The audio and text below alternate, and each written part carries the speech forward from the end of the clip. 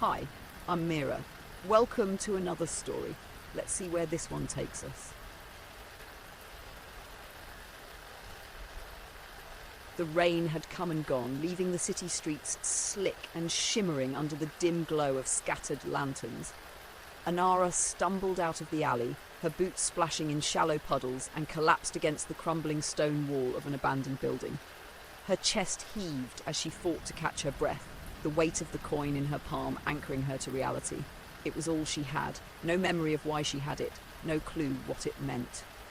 Just the coin, cold and smooth, with a hauntingly familiar engraving of a winding path and jagged mountains. From the shadows of a nearby doorway, a man emerged. He was tall and lean, with a sharp jawline and a long coat that flared slightly as he walked. His eyes, dark and calculating, locked onto the coin in her hand before travelling up to her face.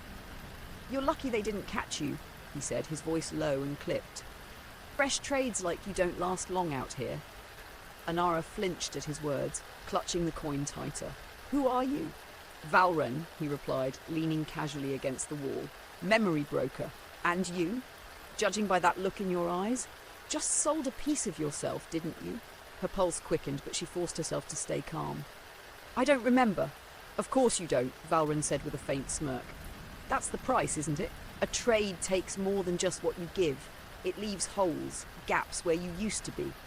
Anara's eyes narrowed. "If you know so much, then tell me what this is." She held up the coin, the engraved image catching the lantern light. Valren straightened, his expression shifting from smug to curious. He stepped closer, peering at the coin.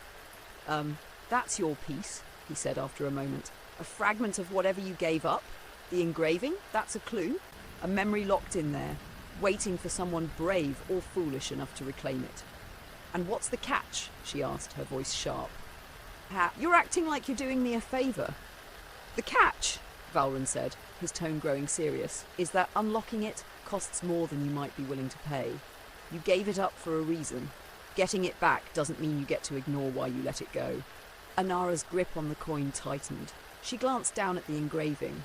The winding path and jagged mountains stirred a pang of longing in her chest, like an echo of something half-remembered. "So what do I do now?"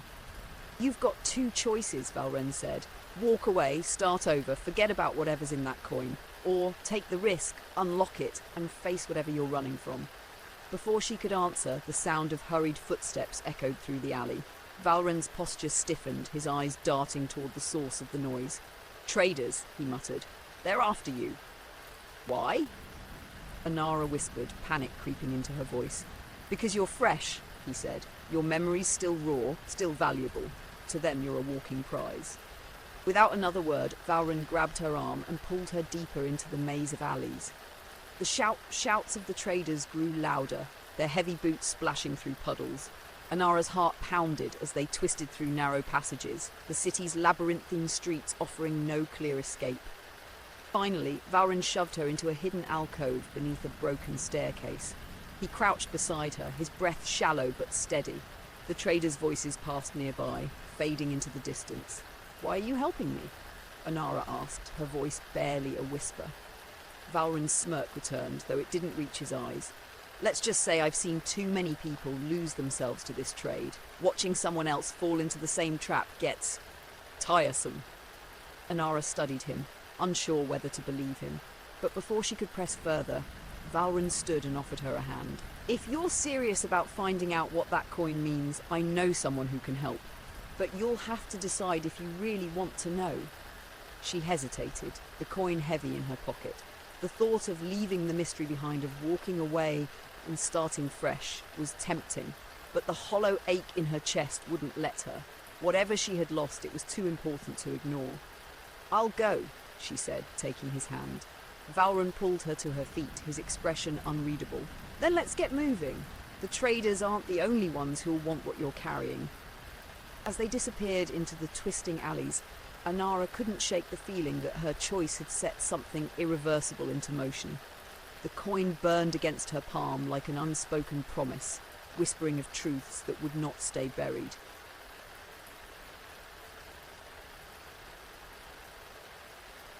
The safe house was a cramped, low-ceilinged room hidden behind a derelict market stall, the kind of place no one would look twice at in a city built on forgetting. Valren pushed open the rickety door, gesturing for Anara to step inside. The interior was cluttered with mismatched furniture, faded rugs, and shelves overflowing with books, vials, and trinkets. It smelled of dust and something metallic like rusted iron. "Sit," Valren said, nodding toward a worn chair near the table. Anara hesitated but complied, her legs still weak from the chase. Her fingers hovered over the coin in her pocket, its weight a constant reminder of the decision she'd made. She didn't trust Valren, not entirely, but he was the only guide she had in this twisted world of trades and missing pieces. "You said you know someone who can help," she said, watching him as he moved around the room. "Who?" Valren rummaged through a cabinet, pulling out a small metal box. "Lenya," he replied, "an old broker. She stopped trading years ago but knows more about memory fragments than anyone else still breathing." "Why would she help me?" Anara asked. "She won't. Not for free anyway," Valren said, placing the box on the table. "Nothing in this business is free." Anara's stomach tightened. "Then why bring me here?" He opened the box, revealing a collection of glass vials filled with a shimmering liquid-like substance. Each vial glowed faintly, casting an eerie light on his face. "Because I'm curious," he admitted, his tone softer. "Most people who make trades like yours don't come back. They move on, let the void consume them. But you're still fighting. I want to see what you're fighting for." Before Anara could respond, a knock echoed through the room. Valren's expression darkened, and he motioned for her to stay quiet. He approached the door cautiously, his hand drifting to the knife at his belt. "Who is it?" he called. "It's Lenya," came a sharp voice from the other side. "And you're late." Valren exhaled sharply and opened the door. A woman stepped inside, her silver hair pulled back into a loose braid. She moved with the confidence of someone who had long ago stopped caring about the opinions of others. Her piercing eyes swept the room before landing on Anara. "So, this is the stray," Lenya said, her tone unreadable. She dropped a small satchel onto the table and sat opposite Anara, folding her hands neatly. "Let me see the coin." Anara glanced at Valren, who gave her a faint nod. With trembling fingers, she pulled the coin from her pocket and placed it on the table. Lenya studied it in silence, her expression betraying nothing. "A path and a home," Lenya murmured, tracing the engraving with one finger. "This fragment is personal, tied to something you fought for, or someone." Anara's heart clenched. "Can you unlock it?" Lenya's eyes met hers. "I can, but you won't like what comes after."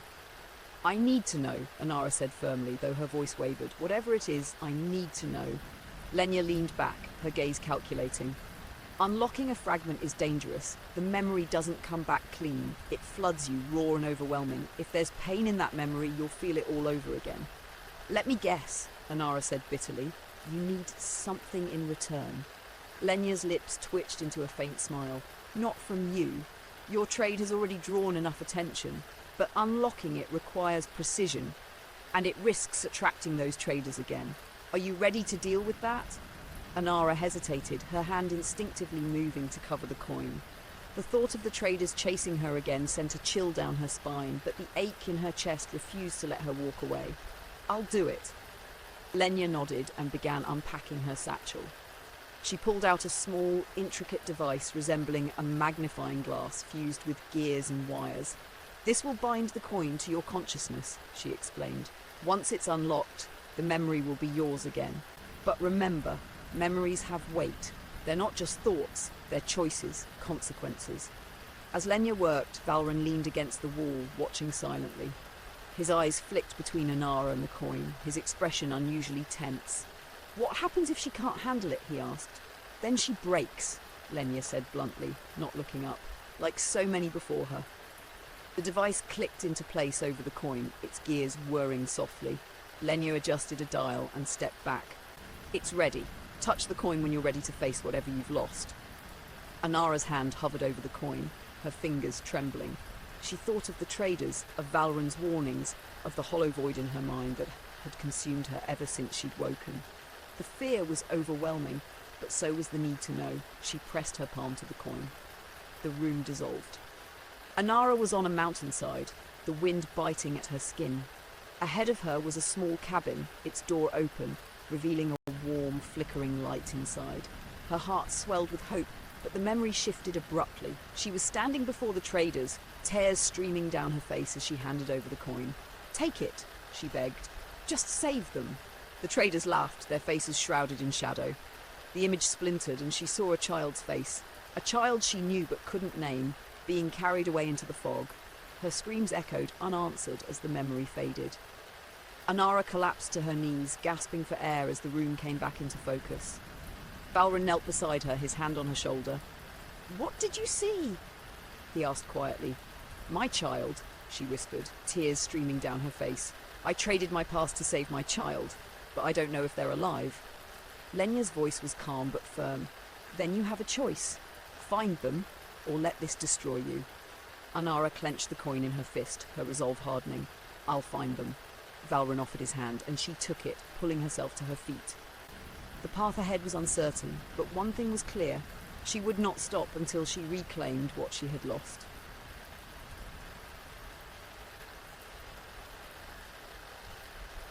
The city stretched out before Anara, its labyrinth of alleys and crumbling facades cloaked in the faint haze of a memory trade gone sour.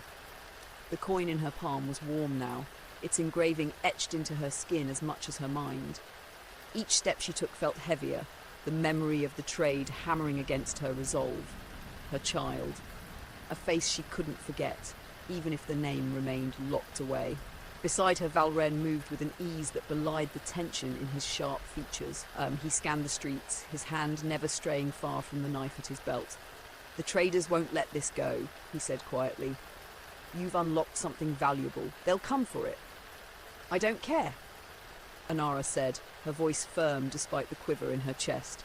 "They took everything from me. I'm not stopping until I find them." Valren glanced at her, his expression softening briefly before he looked away. "You might not like what you find. The trade wasn't just a one-sided deal. If they kept your child alive, there's a reason, and it won't be for free." The words stung, but Anara refused to let doubt take hold. "Then I'll deal with it, whatever it takes." Their journey led them to the edge of the city, where the buildings gave way to an industrial sprawl of rusted pipes and shadowed warehouses.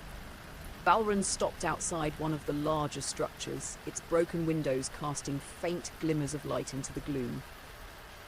This is where they keep the high-value trades," he said. "If your memory is tied to them, this is where we'll find answers." Anara swallowed hard, gripping the coin tightly. "How do we get in?" Valren smirked, pulling a thin lockpick from his coat. "Leave that to me." The inside of the warehouse was cold and echoing, its vast space filled with rows of steel cages. Each one held items bathed in a faint, otherworldly glow. Coins, trinkets, even vials of liquid memories like those Valren had shown her. The air hummed with energy, and Arval the weight of countless lives hanging in the balance. "This place is a graveyard," she murmured. "A profitable one," Valren replied, his voice low. "Every piece here is someone's sacrifice. Most of them never come back for it." Anara's eyes roamed the cages, searching for something familiar.